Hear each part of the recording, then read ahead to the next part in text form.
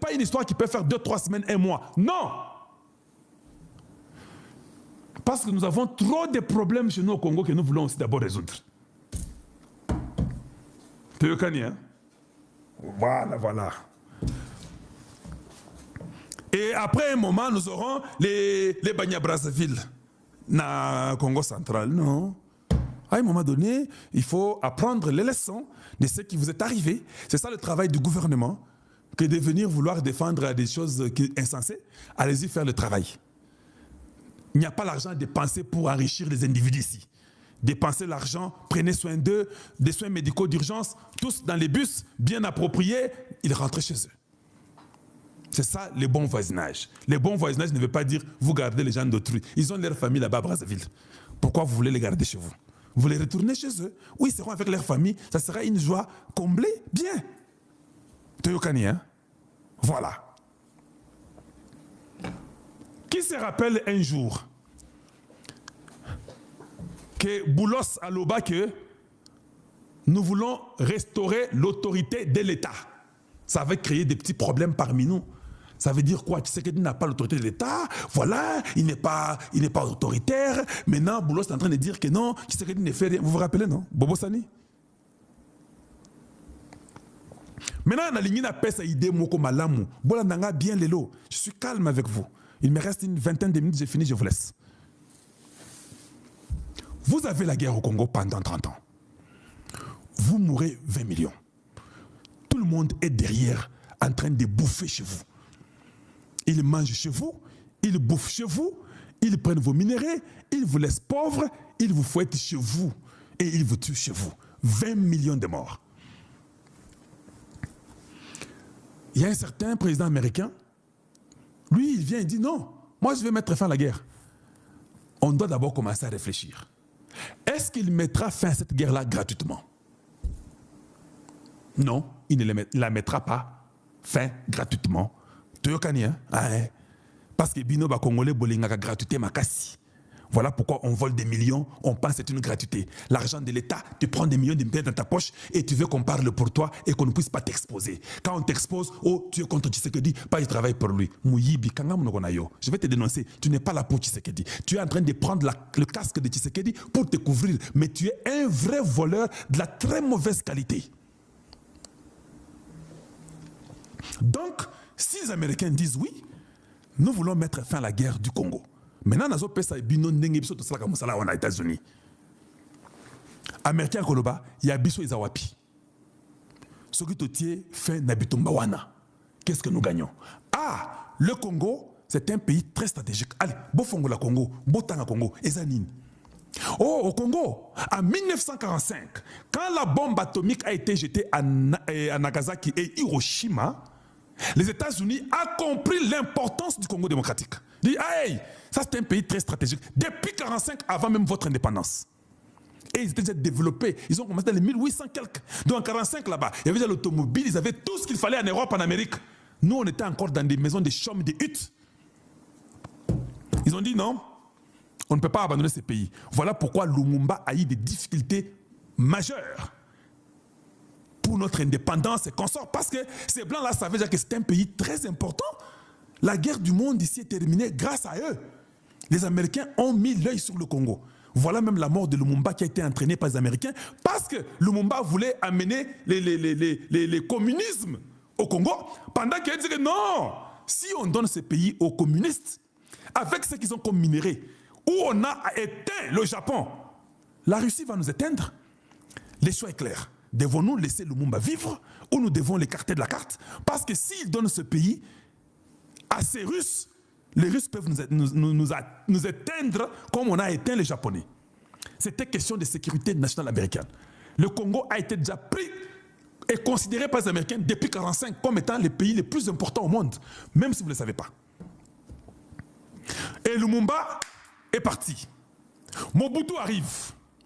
Dans les années 64, je pense 67, Mobutu veut lancer le premier fusée comme pays africain et travaillant avec les Allemands pour Babouaka et Kende fusée Kende. Ce serait le Congo. Biloko ya Elon Musk. Mobutu a fait ça dans les années 67-69. C'était dans les Katanga.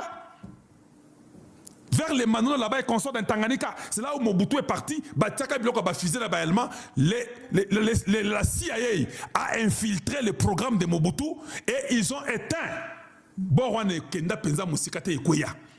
Parce que Mobutu avait une longueur. Et puis ils ont compris que si ces pays africains peuvent déjà commencer à donner les fusées dans les années 60, nous serons où? Ils ont éteint ça. Ils connaissent bien le Congo et ils voient que c'est important.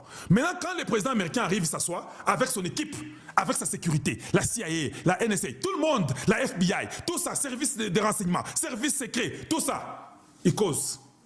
Nous voulons mettre fin à la guerre du Congo. Vous ne pensez pas qu'ils ont quand même aussi fait leur due diligence? Moulongeshi Abandi Nabino. Vous sentir Moulongeshi? Les Américains ont fait ce qu'on appelle les due diligence.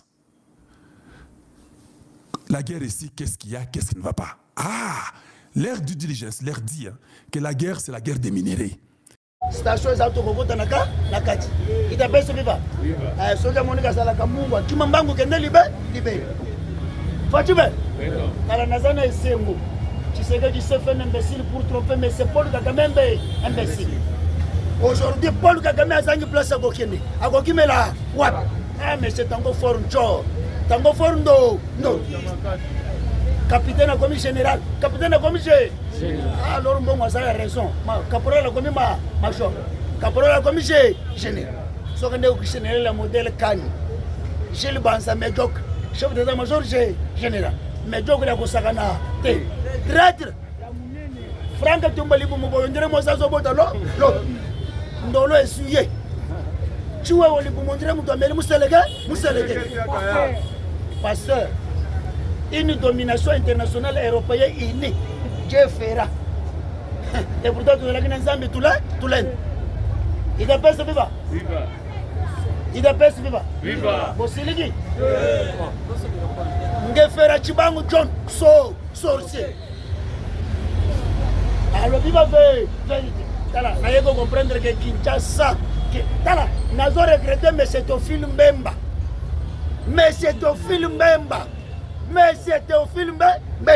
Regrettable pour les frères congolais. Et pourtant, chez Bangon, Kenga, Maya, comme les apates, Kenga, Kenga, salaire, on peut se fou, Balambelo, Pembongo, Balambelo, fou. Congolais, Yangote, on retourne là, na Kenga, Maya, comme les apates. Mais au film, même, on va trahir ministre de l'Intérieur, ministre de l'Économie et de l'Éducation nationale. J'appelle, mais c'est au film, même. Donc, on a yende, on doit demander que chez na Kenga. C'est là Tozo Tchema. Tozo Tchema. Fatime. Papa. En réalité, président de la République n'a pas service. Pas ça la RRT. Pas ça le système ya quoi pendre. Batunio so bazo kanga komba kri. Olo bangote nalo pasani. Donc on a tellement ya lingala babo maba. Bango. Tambwe moi. Mwamba wata. Watambwe wa moi. Watambwe wa mwamba bakangie ande. Azakri. Obemi. Inakuwa. Waobe wamina wanzalanjo bakangi kri etikali vitalika bien pasali en convenance na ba MV vitalika mere pepo bakanga ye asa elemada esa boete awa tokolimbisa mutu na yebisaki bino mutu ya trahir peuple congolais, a trahir nation, azali ennemi ya bako. Tobeta maboko makasi. Ko kalate to yebisaki bino opération conjointe et bandi na est de la. Bomoni ndenge population ya Uvira batandi maputa bayambi FRDC bayambi ba wanzalendo balobi tolongwa na bowumbu. Ah, Fatime! Watombolobe, Wanamayibe, Sumbabilumbe, Wakanindabe, Kisinzabe, Fumu ya Walabe, de tate de mamabe. Yebe! Papa, na yebisaki bino awa. avant tozokota na information bato ya PPRD nyonso j'assume ma parole bakokanga ba bateki mboka na Prima Ngondo. Kabila lonaki système tina armée. Kabila azalaki na assurance. Nazo yabisa mokonza mboka lisolo ya mobondo. Bakanga ba autorité bele ya bandundu na lobato na lobate. Lelo Tofili Mbemba. Tofili Mbemba. Mbemba to Théophile Wambemba wateyo wakri moboko liya mobondo ezali peuple tekete na peuple yaka mobondo ezali ba Rwanda na ba Uganda na ba Somalia na minito na kenge mutu azobomba mobondo na ndako na lupangu na résidence ezali Théophile Mbemba na lobate Fatima yo vandiao na yebsa kibino kosala sentimate tolobaki awa ezali opération. Nous sommes des défenseurs de la patrie. Awa na yebsa bino bakanga kamera. Kamera ça très élément dangereux. Là je vous dis si qui se kere azosala ba fanti ya koberger kamera na lobaka baboko la kalionte na lobato na lobate soki oboko lion na ndako mukola kokola kolia yo ande Vitali Kamera azali lion munene après Joseph Kabila, après arrêter Chadar, après arrêter Minako, après arrêter M. Tambwe Mwamba, yebaka que y a un élément dangereux au sein de notre gouvernement. Et tikali Vitali Kamera wakani ningi wakame wakamera wa criminel wakamera wa muyi ayiba mbongo na biso ya soti de esa boete il faut bakanga Vitali azoko pere na bananga na Joseph na lobato na lobate fongola mache to mettre bon makasi osobanga ena tuniyo osobanga ngai na kokufa pona patrie mutabangi sabinote awa mutaolenga mutasate to saba congolais boete soki yo osobanga to solo ba kamera fo bakanga ye kisikali ko sala ba vatir te Chilombo papa kangela ngai Vitali Kamera élément dangereux boyebi eloko bakangeli tambo mwa otikali kimia Lori na lobaki yango osala samblate na lobaki na bino batu ya Kabila nyonso bazoko pere na M23